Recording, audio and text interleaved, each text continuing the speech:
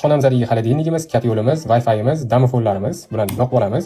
Bu rozetkamizda to'payotgan hamma texnikalarimizni xonadonni tark etganimizda ham ishlab turishi kerak bo'lgan texnikalarimiz hisoblanadi. Ushbu rozetkani Digitop brendidan Relay naprяжение bilan himoya qilganmiz.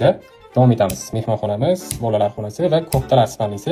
Ushbu rozetkalarimiz va chiroqlarimiz bo'lsa, xonadonni tark etganimizda ishlashi kerak emas bo'lgan rozetka va chiroqlarimiz hisoblanadi. Demak, xonadonni tark etayotganimizda Panasonic brendidan звоночный включатель bitta bosib, ushbu rozetka va chiroqlarimizni o'chiramiz va tashrif buyurganimizda yana bitta bosib yoqish imkoniyatiga egamiz. Davom etamiz. Qaranglar. Agar ushbu rozetka va chiroqlarni o'chirish esimizdan chiqib qoldi va ko'chaga chiqib ketdik, metro va avtobusga ketayotganimizda ushbu holat esimizga tushdi va buni ham imkoniyati bor.